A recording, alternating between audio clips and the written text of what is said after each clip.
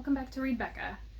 So I think I am maybe too active normally because I was noticeably less active this past week. I had an awful lot going on. Reading was not great. Things going on in life were not great, or just a lot. So we'll get to that in a bit. Let's start with the positive stuff, really starting with what I did get read. So first I did read Little Dancer Age 14 by Camille and translated by Willard from French, and I really liked this, and the translation, it didn't feel translated at all. It's all about this work of art by Degas, and the first section talks about the model and her life and the world of ballet at the time. And the second part talks about Degas and kind of how he would have been connected to this model, and how things were going in society at the time that would have influenced this work. So really interesting. I enjoyed it a lot, and I will be talking about this quite a bit more. Then I finished on audio Fugitive Telemetry, which is the latest in the Murderbot series, and it is a novella. It's kind of encapsulated from the other stories, and I don't think it was my favorite by any means. It feels like it stands alone and doesn't have the same emotional impact of some of the others, but it was really fun, and it was a great distraction, so I enjoyed that aspect. Really, this one is just a murder mystery. So Murderbot and the crew that they are with find a dead body, and they have to research and figure out what's going on and why, what the conspiracy is behind this dead body. And so Murderbot has very obvious suspicions, but the humans don't really want to trust Murderbot's instincts. So yeah, it was interesting and fun, and Murderbot solving a mystery is something I will definitely take much more of. So then, because I was not really reading, my way to go when I'm feeling extremely slumpy and having a terrible time reading is read short stuff, because that is not necessarily a cure for a slump, but it is the main thing that for me keeps me from a slump turning into a complete drought and just not reading anymore.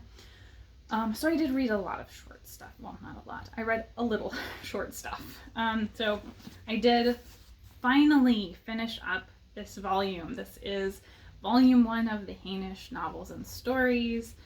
Got through the last one, and the last story was especially interesting. It's coming of age in Carhide, and it's set in the same world as Left Hand of Darkness. So if you don't know, that novel has this kind of setup of being on a planet where the people don't have a fixed gender. They have this cycle of Somer and Kemer, and Somer, they are genderless, and then they go through short periods of Kemer where they kind of all come together and they gain a fixed gender, but that may vary depending on the cycle. So coming of age in Carhide is literally somebody going through puberty and reaching their first Kemer cycle, and then their first Kemer cycle, which it's pretty explicit. I was a little surprised about that, but I really enjoyed it. So I'm not going to talk about this specifically as a whole. I want to get through everything and then do a complete massive review of the whole thing, of the Hainish cycle, but that's going to be like a year or more away. So there's a ton of stuff in here, and I really loved everything in it. I mean, the lowest rated thing I think I had that was like outright she says is bad, it was like a 3-star for me. So yeah, I love Ursula Le Guin's work, loved this whole tome, and I'm really excited to get into the second one. So that, and then short stories from the short stories from Best of World SF. I read a couple of those this week, and that's really, I think, it for what I actually read. In terms of what I've got in progress, I did start and read a little bit of frog music, and I don't think I'm really liking it, but we'll see. the most interesting character dies right at the beginning, and the actual protagonist is really annoying, so don't know if I'm gonna like that. My Kindle book, Letters to Consakao, and Deadlands Boneyard. This one I'm really liking, but I just have not been able to pick it up. The other one is Letters, so that one I've been able to make some actual progress on because having those short formats really helps me keep going. I made very little progress on either of those.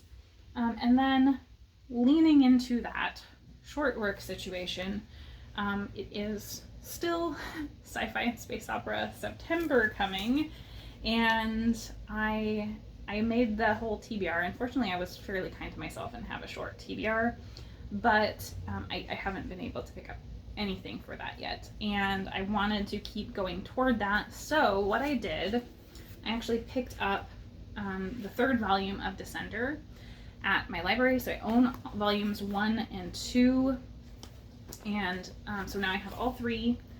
So I have read, I think, all 3. I've definitely read the first 2. I'm pretty sure I've read these 3. So I want to get through a reread of these 3 this month in honor of Space Opera September. And then my library does have 4, 5, and 6.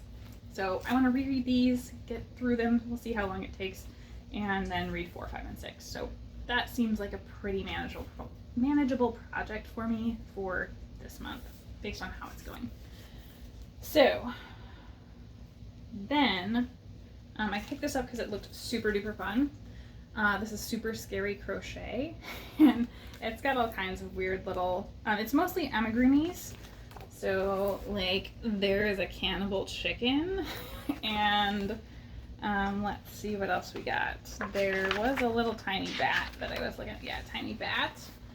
So that seems pretty doable. They're a little small, but I've never tried to make an amigurumi and have wanted to. It's the little dolls. And I don't read crochet patterns. So I was thinking I might be able to try and start one and fumble through it, right? But I think realistically, I don't have the energy to do anything with crocheting right now. So I'm probably gonna pick a couple and take pictures of the patterns and then see if I can work through them later. So I will just walk through this, but this looks like a super duper fun little book. So yeah, we'll see if I can get anything done from that. So that was it for books, I think. In terms of other positive stuff, the only other positive thing I have to mention from this week really is the weather. So you can't really tell, but it is super gray out right now and stormy or drizzly right now, really. So we're meant to have kind of cozy weather today and tomorrow, and so that is good for my reading, good for me getting relaxed. But middle of the week, this last week, we had a big temperature drop. So that has been a massive, massive improvement. We're down to kind of upper 70s to low 80s, which is a very manageable temperature. That's very nice heading into fall weather. So that was really, really good in terms of I've been able to go outside and took the cat out and sat out in the afternoon the other day and taking long walks with the dog, and that all definitely helps with everything that's been going on. So I think that's all the positive stuff I have to talk about. So if you are not in for more negativity in your life right now, I completely understand. Actually, I will do my recommendation here because that is a positive as well. So my recommendation that I want to point you to that I found this week completely randomly is actually kind of another crafty thing. I discovered Sit and Knit a Bit with Arne and Carlos. And they are a duo of Norwegian guys who just knit and crochet, and it looks like sometimes they have gardening. But it's just a very calming and relaxing channel. So I will for sure link that in here because if you just need some calm in your life, they're very soothing to hear talk for, about an hour is what the couple videos I looked at. So yeah, so sit and knit for a bit with Arne and Carlos. Check it out. All right, So, as I was saying, if you are not in for any more negativity in your life, I completely understand, and go ahead and drop here, because it's going to be, I'm sure, a rambling litany of horrors, pretty much. And I don't even know how to talk about this chronologically or by topic, but I'm sure it's going to be incoherent rambling. So last weekend, I guess up front, the big one, my dad, who is 3,000 miles away, he's not here, he was hospitalized with that which shall not be named. So that was pretty terrible. So that was a big stress, because effectively kind of everybody wants to call me, so they feel like they're doing something. So that was going on all last weekend. And then he was kind of looking like he was getting better. So that is not something that's going to be, there's no massive negative outcome. He has already been released with pneumonia, unfortunately, but he's doing better. But he was still in the hospital as of Sunday night. So I was up late Sunday night talking to people. And then about 2 a.m. on Sunday, I woke up to the power going out, and it was like 85 degrees. So it just continually got warmer and was uncomfortable overnight. And my power was out for about 8 or 10 hours on Monday. So I wasn't able to work for the morning, which would have been maybe good or helped me de-stress or whatever, but it just added to my stress to not have power and not be able to live up to my responsibilities, you know? And so, so in between, shortly after, so that was about 2 o'clock my power went out, and then I want to say 4:30-ish, Coco, my foster cat, came in, and or not came in, he was already in bed, but he started throwing up, and it's pitch black, so I couldn't see to grab anything. I have towels around specifically so that I can deal with that, because he has chronic kidney disease. He does get sick from time to time, so I couldn't do anything. It's pitch black. I just had him throw up on the bed, or tried to keep him on the bed to throw up, and stripped my bed in the dark when I can't do anything about it, and just put the top layer in the washer immediately after. And then about 2 hours later, again, he threw up, and fortunately I got him to the bathroom that time. It was light enough to kind of see what was going on. So that was going on Monday. And then Tuesday, so my power had been back for most of the day Monday. Tuesday at noon, my power went out again. And again was out another 8 hours or so. So I was out the second half of the day. Again, I can't work, and couldn't read really, because I was so stressed and anxious. It was that point where you just can't focus on anything. And so I ended up, going around to my neighbors. I have a lot of elderly retired neighbors who can't open their garages if they need to get out on their own, stuff like that. So that ended up turning into me being more stressed out, because they just really wanted to stand and talk and stuff. So so I helped out one neighbor who wanted to get out, helped another neighbor who she can't use her cell phone, and so I helped her call someone. Stuff like that, and because her landline doesn't work when there's no power, so it was just a lot. So that ended up being 2 hours there, and then just kind of sitting around my house waiting for the power to come on, and it didn't come on till 8 o'clock at night. And by then it was so hot, because it was 100 degrees that day. So I got through those 2 power outages, and what has been going on with all of that. We had a power outage a couple weeks ago. I don't know if you've been around or you remember that, but we have fiber being run in our neighborhood, all around the neighborhood. They're digging about every 10 to 20 feet in a mile loop that is my neighborhood, and so they keep knocking out both the power and water. I have been very, very lucky that my side of the street has not had our water actually fully knocked out.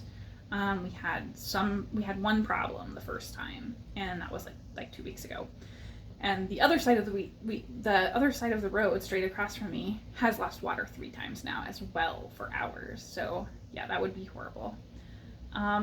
So that was Monday. Tuesday, as well, while all of this was happening, the shelter that I foster for Coco sent out a call. Basically, they were in desperate need of fosters, and so when my power came back, and I was like, okay, this is manageable. Coco, other than the couple times over the weekend where he was not feeling good, he's been pretty good. He's really, really been feeling well for about a month, and he takes a lot of upkeep, but it's manageable, when he's feeling good. And so I agreed to take one short term, to take a cat short term from them as well, because I have a bathroom that is a better situation for a lot of cats than being in the shelter, even though we have a very good shelter. Like, it's pretty much all free roam for the most part. So I'm trying to think now. Yeah, so I think then Wednesday afternoon I went in to get supplies for Coco, because I have to get supplies constantly, and to pick up another cat.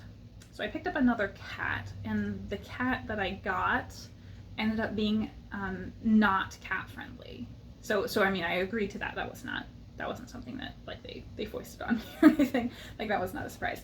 But she was in a situation where she had been adopted, and they had specifically told the adopter that she was not cat friendly and they couldn't have a cat. And then the adopter went out and got a kitten somewhere else. And when she didn't get along with the kitten, they decided to keep the kitten, and she got returned. So she was really doing terribly at the shelter, and she's super, super sweet. Like, she is such a doll that she really needs somebody that's gonna let her de-stress and gain trust, really, because she's a little chompy, mainly because she's on edge, and she is, I think, much better here, but she is still super on edge because there's cats in the house, and she really does not want them. Every time she hears them or gets sight of them when I'm coming and going in and out of her door, she just is really, really unhappy and stressed out. And so this is not the best place for her. It's definitely better than the shelter, but I don't even have a good place to put her other than my bathroom. So I've kind of been ferrying her between the bathroom, which it seems like she would pretty much just be happy to stay in there on her bed all the time and not move, or moving her to the basement with me where I can work. And she seems pretty happy down there, and she can walk around a little bit, except that there's a lot more noise. She can hear the cats upstairs running around, and when we're down there, they decide to run up and down the stairs on the other side of the door.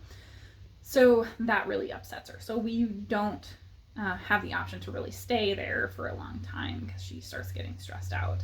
So that's really hard, and that has been not the smartest thing, maybe just what I needed to do, but it's good distraction, I think, focusing on her. But things unfortunately kind of continued to go downhill with Coco as well. So he stopped having an appetite on Friday, and then today he is back to the very worst of it, where he's actually like roaming the house looking for places to go to the bathroom, and he is peeing blood. So I've been to the shelter to pick up an antibiotic already this morning. That should hopefully help out with things a little bit. Got some extra food that is a little bit more appetizing than his regular stuff, but it's still safe for him. And then he will have to go to the vet early next week probably. So, and which normally with a cat who's not already sick, like with a healthy cat, that would be an emergency vet visit type situation, but he has chronic kidney disease, so this is kind of expected, and we know it's going this way. So Yeah. Yeah. So this morning already has been really, really hectic and stressful. And yeah, so I have not done any reading at all. I literally just went and took care of cats, sat with a cat in the bathroom for a while and had her on my lap so she could chill out and get some attention. Came out and followed Coco around the house while he was trying to pee everywhere. He really wants to get into the closet to go. He can't. So he's mostly, we haven't had any terrible accidents or anything. He's gone in the bathtub, that kind of stuff. So but on top of that, I mean, I'm fine. Like, I'm overwhelmed, but I'm fine. But I have been having just a really terrible acid reflux, which I'm assuming is just purely from the stress. So like to the point, if you've ever had just really extreme acid reflux, you can get to the point where laying down is uncomfortable and stuff because of it. And so I've been at that point. So I've really nailed down my diet to be absolutely anti-inflammatory, nothing even remotely spicy, nothing that could bother anything. So that's no fun as well, because really I just want to eat a giant thing of like macaroni and cheese right now, which I don't normally eat like pasta at all, but I think I probably would indulge. Yeah. So I think that is everything. It's a lot. I have a 3-day weekend because it's a holiday weekend here in the US. And so I don't have any responsibilities I have to really take care of other than the cats and putting energy into them this weekend. So that's good. So hopefully things will start looking up. And hopefully I will be able to actually get some brains into reading because I have just been a mush brain. So yeah, I think that is really all. Thank you guys so much for being here and listening to my ramble if you did. Oh, also, so if you are still here, my Kindle has not been doing great, and it sounds like my work laptop may get more locked down. I don't see how it will really, but we'll see if they actually proceed with their plans. But so I may be looking for like a tablet that is capable of being used for reading on Kindle and watching YouTube. And maybe, I mean, stuff like Hulu, Netflix would be nice as well. And it doesn't have to be huge, but I'm trying to figure out like if you have recommendations for that. So definitely drop me recommendations for like a tablet or a convertible laptop, one of the ones that kind of splits apart into this screen. Yeah, because I think I am in the market looking for something like that, and I have not started looking at all. So I don't even know what I'm looking for. So yeah, that would be really helpful if anybody has any ideas for that. So thank you so much for being here. Hello, Purr Kitty. How are you? Hi. Hey, sweet girl. Oh, that's so nice. Helping me do some work? Yeah.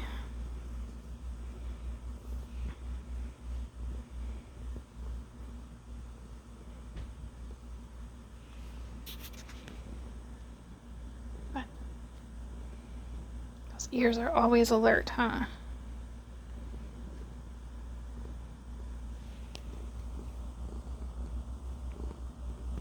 Can I hear some purrs?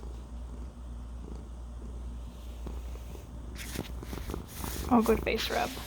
Oh, good face rub. Yeah. You're so funny. Hey, sweetie.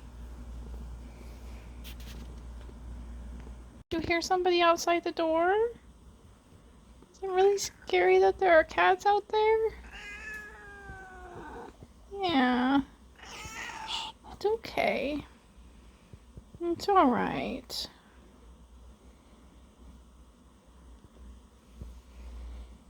This is so terrible that there's other cats in the house.